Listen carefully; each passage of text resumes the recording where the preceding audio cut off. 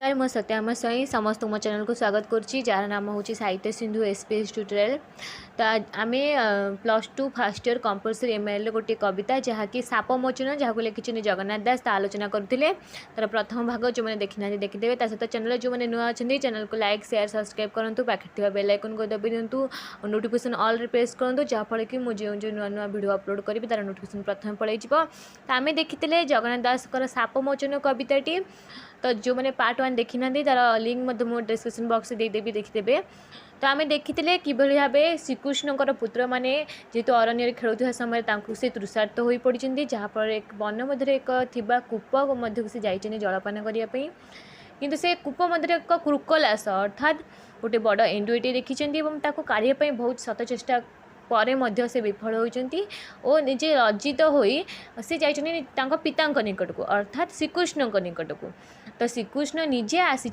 पुत्र मान सहित से कूप निकट को सी किए अद्भुत क्रुकलास कौन कौन पाई बाहर ना। तो यह सब देखापी श्रीकृष्ण निजे पुत्र मान सहित से अरण्य को आसी से कूप निकट को आसी आम ये देखीदे परवर्ती पर कौन होमें देखा आज भिडियो। तो देची कौन ना अद्भुत क्रुकलास काय दिशई गिरिशृंग प्राय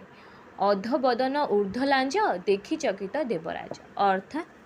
अद्भुत क्रुकलास काय गोटे अद्भुत प्रकार क्रुकलास इंडोटी जार बहुत काय माने काय माने शरीर कौन विराट काय दिशई गिरिशृंग प्राय केमी दिखे ना गिरिशृंग गिरी अर्थात कहले पर्वतर श्रृंग जमी देखा जाए सेमती विराट काय शरीर ताहार अधबदन ऊर्ध्वलांज अधबदन कहले अधा देहर शरीर अधा जहाँकि कौन कूप भितर को पशि जा पा भितर पशि ऊपर केवल कौन ना लांजटा ऊपर को टेकी अच्छी अधबदन ऊर्ध्वलांज लांजटा ऊपर को अच्छी मोटा तलू को अच्छी देखी चकित देवराज यह देखिकी देवराज ये श्रीकृष्ण को कहुई। तो श्रीकृष्ण देखिकी आश्चर्य होती कौन पाई क्रुकलासटी एमती पड़ी दया सागर देव हरि तालांज बाम करे धरी कूपु तोड़िले दामोदर माला जेसने मालाकार दया सागर किए देव हरि श्रीकृष्ण गोटी दयार सागर बोली कहते कहीं से समस्त को दया परवश होती समस्त दया देखा समस्त को साहाय्य करती से दया सागर बोली कहुई। दयार सागर सी किए श्रीकृष्ण दया सागर देव हरि तालांज बाम कर धरी आम साधारणतः जेकोसी ओजनिया काम कि गुरुत्वपूर्ण काम आम कौ हाथ में डाहाण हाथ में आम डाहाण हाथ साधारणतः समस्त काम कौन हाल्का काम है सहज काम है जहाँ को आम बाँ हाथ में तो प्रायतः आम कष्ट काम जो आमको कष्ट लगे से आम कौ हाथ में डाहाण हाथ में करते पुत्र मैंने एत चेष्टा कर समस्ते कई कूरु से क्रुकलास को काढ़ी पारे ना किंतु श्रीकृष्ण निज बाम हाथ में से कहार से लांज धरी क्रुकलास बाहर को बाहर करते मैंने केते से हल्कार केते सहजरे अति सहजरे दयार सागर देवहरि लांज को बाँ हाथ में धरी जो हाथ में आम कौन कष्ट काम करवा आमको सहज लगे ना से हाथ में से निजे तार लांज को धरिकी बाहर को बाहर कले कूपु तोड़िले दामोदर दामोदर जे कि श्रीकृष्ण से कूपुर बा कूप मध्य से क्रुकलासटी को बाहर कले माला जेसने मालाकार जमी गोटे मालाकार जन जी माला गुंथती जे मालाकार तार जो फूल माला को जमी गोटे हाथ में पूरा हल्का पूरा अति सहज टेकी दिए मालाकार जमी माला को टेके से पड़ी श्रीकृष्ण से क्रुकलासर लांज को निज बाम हस्त धरी से कूप मध्य बाहर कले तुली पंकांते हृषिकेश प्राण छड़िला क्रुकलास अर्थात जिते धरिकी बाहर को बाहर कर पकई तले प्राण छाड़ा क्रुकलास से क्रुकलासटी कौन से प्राण त्याग कर अर्थात तो श्रीकृष्ण बाँ हाथ काढ़ी तले पकई से क्रुकलास इंद्रटीर मृत्यु घटी जो लगिला कृष्णकर दिव्य स्वरूप है तार जिते कृष्ण का हाथ लगी कर कहले हाथ तो श्रीकृष्ण का हाथ बाजी सी जो क्रुकलासटी गोटे दिव्य रूपरे दिव्य स्वरूप परिणत हेले अर्थात रूप परिवर्तन है उदयगिरी शिखे शशि जेसने गगने प्रकाशी उदयगिरी शिखे शशि जेसने गगने प्रकाशी कि सुंदर गोटे पुरुष परिणत हो गले जमीक गिरी शिख अर्थात पर्वत शिखर जमी आम चंद्र उदय होती जमी पर्वत गिरी शिखर पर्वत शिखर सेपारी आम जमी चंद्र आकाश में उदय होती से भली से क्रुकलासटी एक दिव्य पुरुष परिणत हेले शुद्ध सुबर्ण देह झली जल दे जेसने बिजुली। शुद्ध सुबर्ण जमी शुद्ध सुबर्ण देह झलसी उठे से भरी आ सहित कौन ना जल दे जेसने बिजुली जमी मेघरे बिजुली जमी शोभा पाए जमी गिरी शिखर शशि अर्थात चंद्र शोभा पाए शुद्ध सुबर्ण देह शोभा पाए जेपरी जल दे अर्थात मेघरे बिजुली शोभा पाए सेहीपरि से कुकुलसटी एक दिव्य पुरुष परिणत हेले। दिव्य बसन गंधमाल देखी चकित नंदबाल अर्थात दिव्य बसन से जो दिव्य पुरुष हेले कृकलासु परिणत हेले से कौन करते ना से दिव्य बसन परिधान करते गंधमाल कहले सुगंध दुर्गंध नुहे सुगंध युक्त फूलमाला पकईले कि जहाँकि गंधमाल ता सहित देखी चकित नंदबाल नंदकर बा श्रीकृष्णकर पुत्र मैंने देखी पूरा आश्चर्यचकित हो जाइए किए दिव्य पुरुष कहीं कृकलास रूप से कूप मध्य थे ताहा जानती कृष्ण एके विख्यात अर्थे नरलोके तार बदन चाहि बसी पुछंती प्रभु ब्रह्मराशि अर्थात जेहेतु आमर होउचंती अंतर्जामी किए श्रीकृष्ण जड़े देवता तो सी सब जानती कौन किए सी कौन पाई कृकलास हो जन्म होता कौन पाई से अभिशाप पाई श्रीकृष्ण हाथ बजी कहीं मुक्ति है तो ये सब विषय प्रभु जानती किंतु ताहा जानती कृष्ण एक विख्यात अर्थे नरलोके कहले माने जो पृथ्वीवासी जो बास कर पुत्र मैंने उपस्थित अच्छा नरलोक मैंने आम जीव मैंने पृथ्वीवासी मैंने लोक मैंने जानापी तार बदन चाहि हसी पृछंती प्रभु ब्रह्मराशि ता बदन को चाहे प्रभु पचारुंट किए श्रीकृष्ण पचारुंट कौन पर कृकलास हो कूप मध्य थी तुम तो दिव्य पुरुष पचारुंट किंतु श्रीकृष्ण निजे सबू जानती केवल पुत्र और नरलोक मैंने जानवे बोली लोक मैंने जानवे बोली जीव मैंने जानवे बोली पचारुंट किए निजे श्रीकृष्ण कौन तू महाभाग पुण्य देही देवता प्राय मुमणई तू तो महापुण्य पुरुष पुण्य भाग देही पुण्य देही अर्थात एक महापुरुष आउ तमें देवता भली मन मु तुमको देवता भली मन करुच्ची तमें देवता रूप तमें देव रूप आउ तमें तो महापुरुष जड़े तमें तो देव रूप प्रकाश होती तुमर कह तू केवल पुरुष किंपा होइली कृकलास तू कह मते तू कौन पाई को भलिया पुरुष बा क्यों पुरुष तू कौन पाई कृकलास होइतिलु एटी श्रीकृष्ण पचार तुम्हें कह तुम्हें कौन पाई जड़े कृकलास हो कूप मध्य पड़ता ताहा मते कह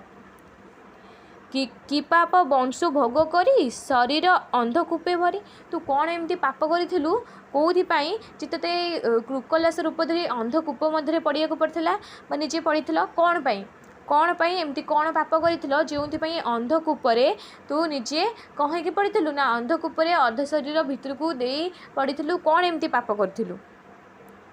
एकूपे अच्छु केते काल कह न करी अवहेल ए कूपरे केते काल है तुम्हें अच्छा ये तू बोली संबोधन कर तुम्हें बा तू केते काल पर्यंत ये कूपरे अच्छु मते कह अवहेला न करी समय अतिबाहित न करी मते कह तुई तो नहु पापीजन कहे केवल ए विधान तू तो पापीजन भली देखा जाऊना पापीजन भी नुह कौन ए विधान कौन विधिर विधान कौन थिला तू कौन पे कृकलास कूप मध्य पड़ू क्यों अभिशाप पाई क्यों पाप करूँ ये कथा श्रीकृष्ण पचारुंट कृकलास को किंतु श्रीकृष्ण सबू जानती किंतु जेहेतु नरलोक मैंने जीव मैंने समस्ते जानवे से पचारुले शुणीते योग्य जेबे मुहि कह निर्भय चित्त हुई यदि मु शुणा योग्य थी जदि मु शुणा योग्य ताले तू मते चित्त दृढ़ करी निर्भय मते कह एमंत कृष्ण वाक्य शुणी आनंदे कहे नृपमणि यही श्रीकृष्ण को जिते श्रीकृष्ण पचार श्रीकृष्ण वाक्य शुणी आनंद रे खुशी नृपमणि कहले राजा सी जड़े राजा थे तो सी नृपमणि जी से कहते कौन कहते सिरे मुकुटे रवि प्राय नमिला गोविंदर पाए जमी सिरे मुकुट था जमी सुंदर सिरे मुकुट शोभा पाए रवि जमी रवि किरण भली से भली कौन ना ये गोविंदर पय अर्थात गोविंदर पाद को प्रणाम कर प्रथमे जमी आम सिरे मुकुट परिधान करूँ जहाँकि रवि प्राय आम देवता बोली तुलना कर अर्थात ये कृकलास जी दिव्य पुरुष परिणत होती सी श्रीकृष्ण को जड़े कौन देवता रूपे भावी देवता बोली जानी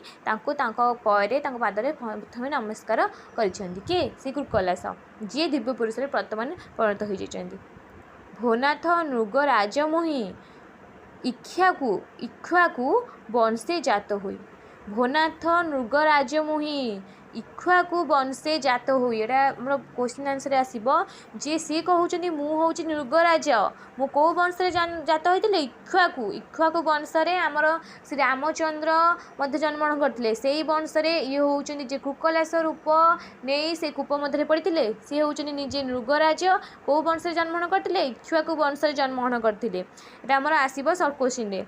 जगत मध्य जेते दानी ताहांक मध्य मु अग्रणी वर्तमान से नृगराज निजे कहानी कहउचंदी निज कथा कहउचंदी कोन पई से अभिशाप पाइथिले ता कथा से वर्णना करूचंदी से कहउचंदी मु होचंदी नृगराज मु इक्ष्वाकु वंश रे जन्मग्रहण करथिली जगत मध्य जेते दानी ए जगत रे जेते दानी अछंती ताहांक मध्य मु अग्रणी समस्त ठारू मु आगे थिली मु अनेक दान करिछि आ जेते दानी ए जगत रे अछंती समस्त ठारू मु आगे रे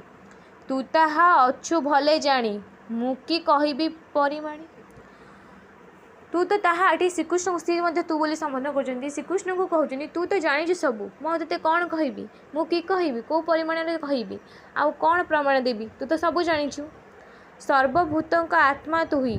अशेष ज्ञान तोर तही तू सर्वभूतंक सबू जीवंकर आत्मा तू ही तू आत्मा अशेष ज्ञान तोर तही तोर अशेष ज्ञान अच्छे तू स्वयं प्रभु तू देवता मु ते कौन बा कहबी तू तो सबू जानू तू नाथ भले एहा जानू केवल मते परिमाणु तू हे नाथ हे भूदेव तुम तो सबू जान किंतु मते केवल परीक्षा करने बा प्रमाण जानापी मत पचार कौन पाई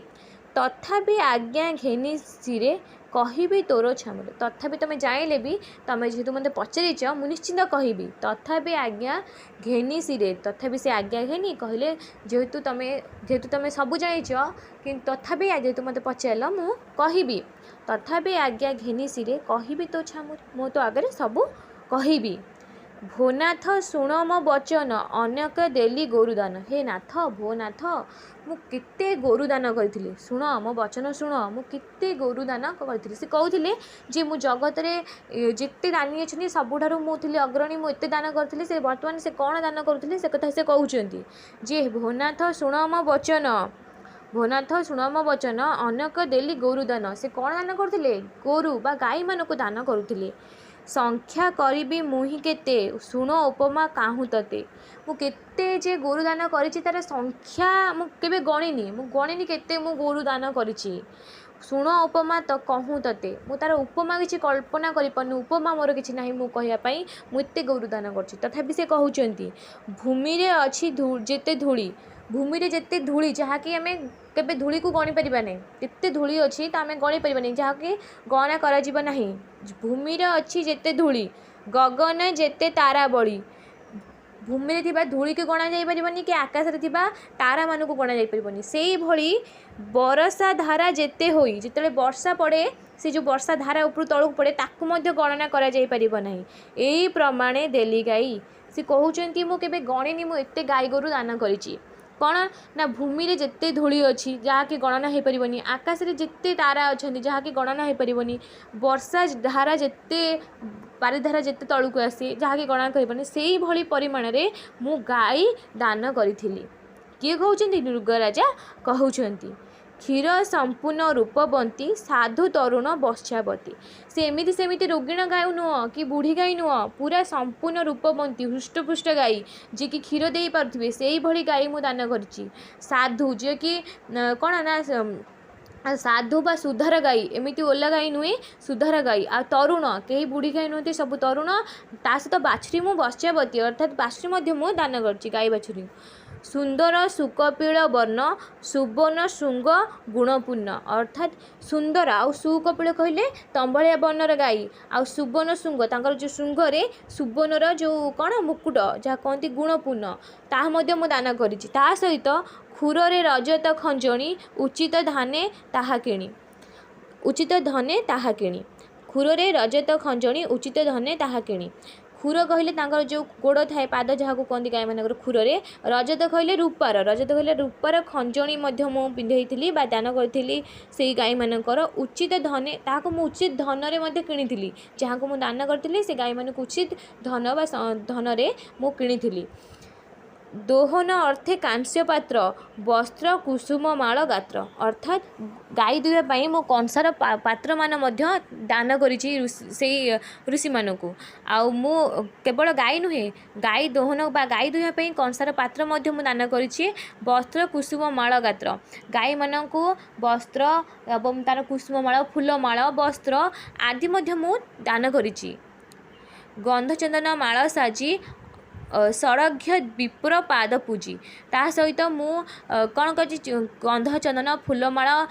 देकी षडाघ्य कहले अघ्य जो 16टा अघ्य थाए षडाघ्य विप्रपाद कहले विप्र माने कहले ब्राह्मण पाद को पूजा करी मुझे विभिन्न फूल चंदन फूलमाला देई पूजा करी गाई गोरु मानक कौन करथिली दान करथिली बरिले जेमंते ब्राह्मण भोनाथ साधपे शुण मु को ब्राह्मण मानक मु दान करछि ता मध्ये हे प्रभु हे भोनाथ तमे शुण मु को भली ब्राह्मण मानक ये गाई मानक दान करथिली बा ए गाई मान जो मु दान करथिली को भली ब्राह्मण को कहतनी तेलिया मुंडरे तेल जदि जनक पाखरे किछि अछि ताकू दान करिवो तार किछि मूल्य न थाए मूल्य कोउठी थाए जोडी जने गरीब थिबा आमे ताकू किछि दान करिबा तार हेटी मूल्य थाए तेलिया मुंडरे तेल अर्थात जार धन संपत्ति अजस्र धन संपत्ति थाए ताको आमे किछि दान करिबा से दानर किछि मूल्य न थाए से कहउचंदी जे बरिले जेमंत ब्राह्मण भोनात साध बरिले जेमंत ब्राह्मण भोनाते सावधान शुण हे नाथ मु को